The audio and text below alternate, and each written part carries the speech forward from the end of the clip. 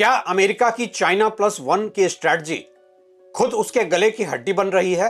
क्या चीन को इंटरनेशनल ट्रेड में कमजोर करने की रणनीति ने खुद अमेरिकी डॉलर को ही कमजोर कर दिया है? चाइना प्लस वन की पॉलिसी से वर्ल्ड मार्केट में चाइना का इन्फ्लुएंस कितना कम हुआ और किस हद तक दुनिया को वियतनाम जैसे दूसरे मैन्युफैक्चरिंग हब मिले, यह एक अलग डिबेट का सब्जेक्ट है। लेकिन चाइना प्लस वन के बाद से कैसे चीन ने खुद को डॉलर डोमिनेंस से अलग एक पैरेलल ग्लोबल ट्रेड ट्रांजैक्शन के लिए तैयार किया और कैसे यह अमेरिकी डॉलर के लिए घातक साबित हुआ, यह समझना बहुत ही दिलचस्प है। यह कोई कॉन्स्पिरेसी थ्योरी नहीं है, कोई फेक नैरेटिव नहीं है, कोई यूट्यूब व्यूज के लिए हाइप नहीं है। यह है कहानी चाइना प्लस वन के बाद चाइना के बदले हुए स्ट्रैटेजी की, नेक्स्ट लेवल के ग्रोथ की कहानी लिखने की। साथ ही इस कहानी में इंडिया के लिए भी एक सबक छुपी है कि कैसे चाइना प्लस वन के ग्लोबल कॉल में इंडिया के प्लस बनने के मौके चूक गए हैं।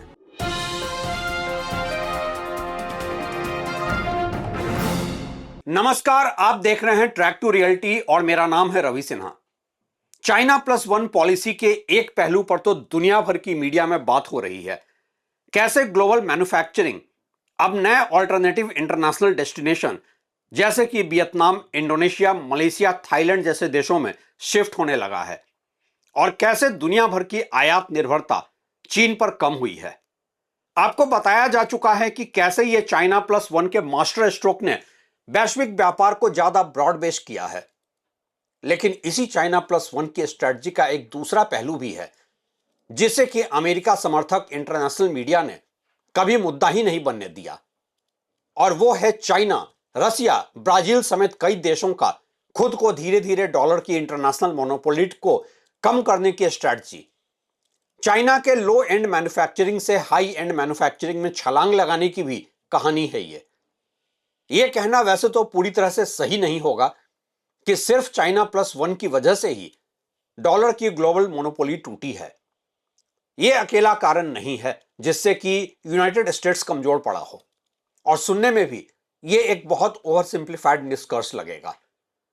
लेकिन यह भी एक अहम कारण तो है ही जिस पर कि कोई बात नहीं हो रही है, क्योंकि कॉरपोरेट कंट्रोल्ड इंटरनेशनल मीडिया हमेशा से ही अमेरिकी इंटरेस्ट को कवर फायर देता है, न कि चाइनीज इंटरेस्ट को।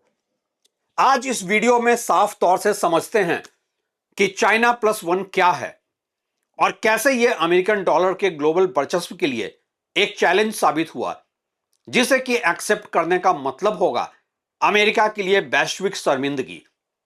लेकिन वीडियो पर आगे बढ़ने से पहले आप लोग कृपया इस चैनल को सब्सक्राइब कर लें, वीडियो को ज्यादा से ज्यादा लाइक, हाइप और शेयर करें, ताकि हम एक स्वतंत्र और निष्पक्ष मीडिया के तौर पर मजबूती से आपको बताते रहें हर वो मुद्दे जो कॉरपोरेट और इंस्टीट्यूशनल मीडिया आपसे छुपाता है। पहला सवाल है, चाइना प्लस वन क्या है? यह एक ग्लोबल बिजनेस स्ट्रेटजी है जिसमें कंपनियां चाइना पर पूरी तरह निर्भर रहने की बजाय दूसरे देशों जैसे इंडिया, वियतनाम, मैक्सिको में भी मैन्युफैक्चरिंग शिफ्ट कर सकती हैं। इसका मकसद बताया गया था ग्लोबल सप्लाई चेन को सुरक्षित बनाना, जियोपॉलिटिकल रिस्क कम करना, मैन्युफैक्चरिंग कॉस्ट और फ्लेक्सिबिलिटी बढ़ाना। कोविड की महामारी के बाद अमेरिकी डीप स्टेट ने इस स्ट्रेटजी को बहुत पुश किया। क्या इससे चीन कमजोर हुआ? सीधा जवाब है कि नहीं, बल्कि कई मामलों में इसका फायदा ही हुआ है। कैसे फायदा हुआ? चीन ने युआन को ग्लोबल मार्केट में ट्रेड के लिए ज्यादा पुश करना शुरू किया, अपने गोल्ड रिजर्व को बढ़ाना शुरू किया, फोकस शिफ्ट किया लो एंड से हाई एंड मैन्युफैक्चरिंग पर, और सहयोगी देशों के साथ नए ट्रेड रिलेशंस को एक्सप्लोर करना शुरू कर दिया, और वो भी नॉन डॉलर में। चाइना प्लस वन के बाद भी चीन का ग्लोबल एक्सपोर्ट शेयर कम नहीं हुआ है। हां, यह जरूर है कि जब चीन खुद ही लो कॉस्ट मैन्युफैक्चरिंग से हाई एंड मैन्युफैक्चरिंग में शिफ्ट हो रहा है, तो लो कॉस्ट वाले मैन्युफैक्चरिंग दूसरे इंटरनेशनल डेस्टिनेशन में शिफ्ट होंगे ही। चीन का आज भी ग्लोबल हाईटेक एक्सपोर्ट में डोमिनेंस है, electronics, electric vehicles, solar panels, सब में ही। पोर्ट, लॉजिस्टिक्स, सप्लाई चेन सब में ही चाइना का एक स्केल एडवांटेज भी है और वहां एक मैन्युफैक्चरिंग का इकोसिस्टम भी तैयार है जो दुनिया के किसी देश के मुकाबले में बहुत आगे है। हां, यह जरूर है कि अमेरिकी कंपनियों ने चीन पर निर्भरता कम कर दी और अपनी सप्लाई चेन को डाइवर्सिफाइड किया, खासकर कोविड के बाद, और फ्रेंड शोरिंग से सहयोगी देशों में उत्पादन बढ़ाने पर जोर दिया। फिर अमेरिका कमजोर कैसे पड़ा चाइना प्लस वन स्ट्रैटेजी से? आज अगर अमेरिका की ग्लोबल डोमिनेंस में कमजोरी दिखती है तो उसके पीछे कई बड़े कारण हैं।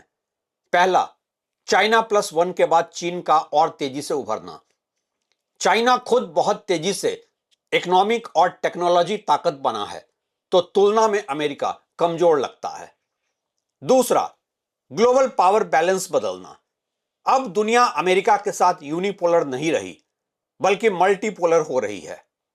और तीसरा है घरेलू चुनौतियां, महंगाई, राजनीतिक ध्रुवीकरण, अमेरिकी कर्ज और इन सब के बीच सप्लाई चेन बदलाव का ट्रांजिशनल असर। चाइना प्लस वन से चाइना पर क्या असर हुआ? कुछ खास नहीं। दुनिया पर क्या असर हुआ?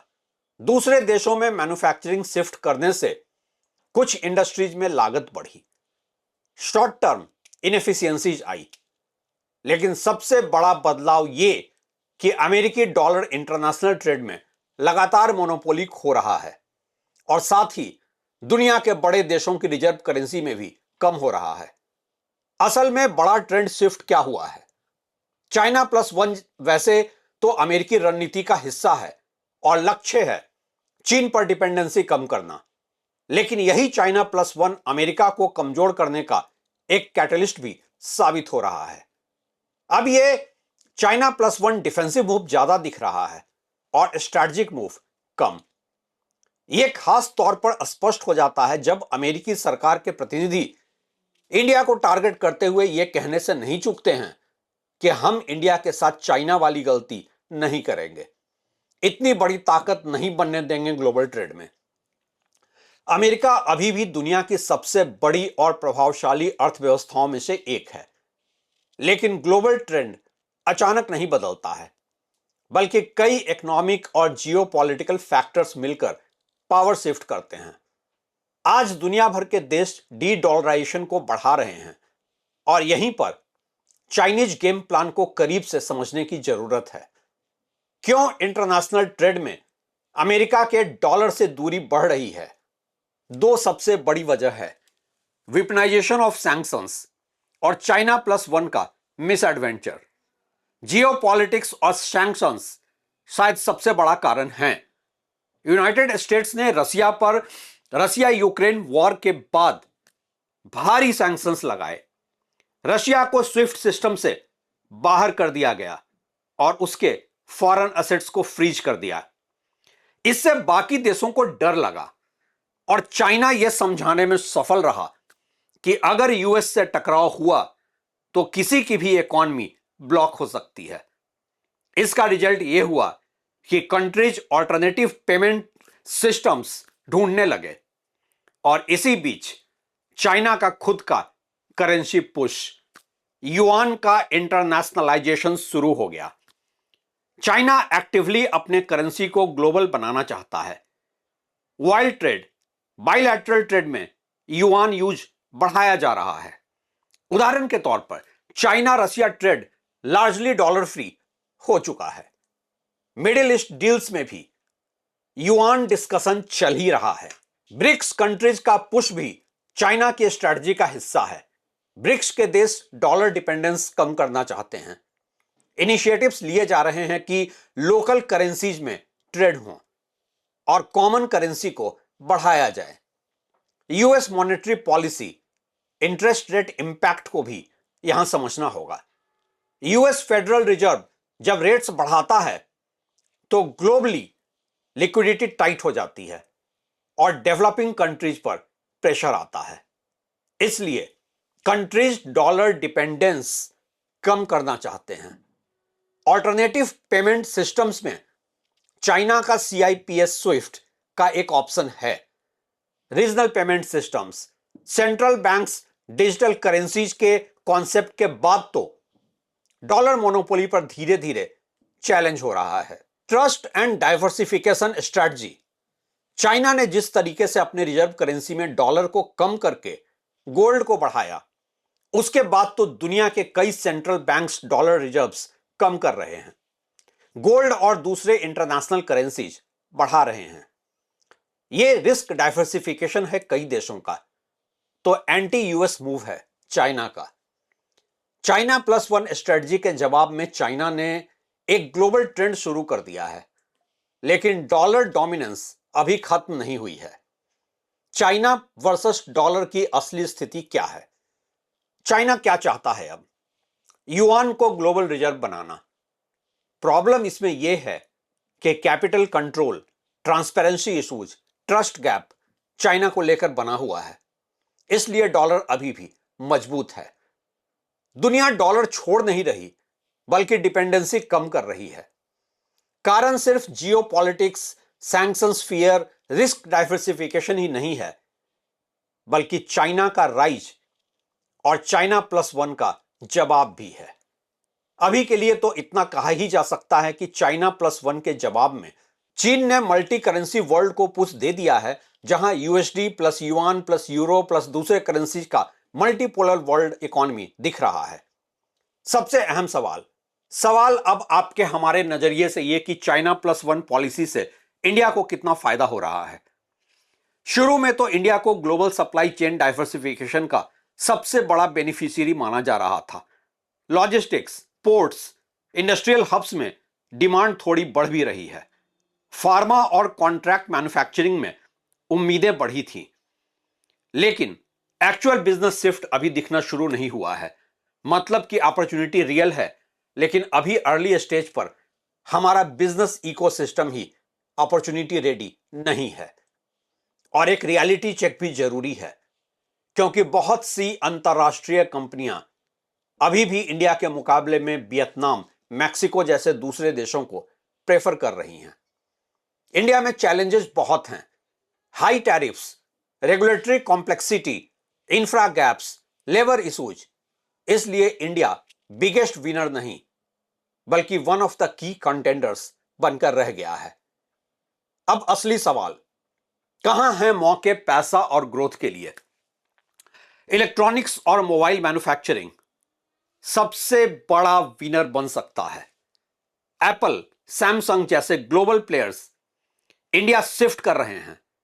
पीएलआई स्कीम्स से स्मार्टफोन असेंबलिंग और एक्सपोर्ट तेजी से बढ़े भी हैं, क्योंकि इंडिया का बेस लेवल काफी लो है।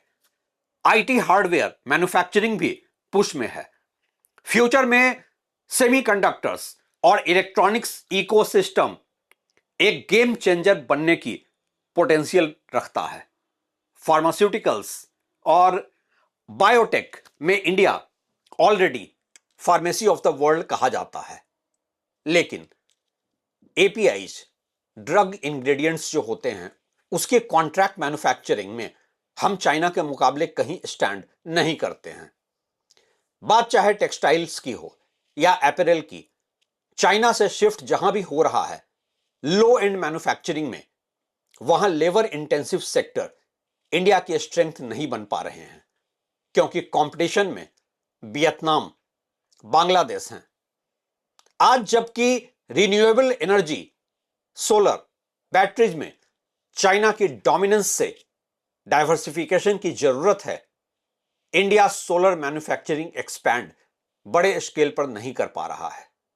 इंडिया के लिए पॉजिटिव्स तो हैं, जैसे कि इतना बड़ा market, workforce, policy push, PLI, make in India, geopolitical advantage, लेकिन चैलेंजेस ज्यादा हैं।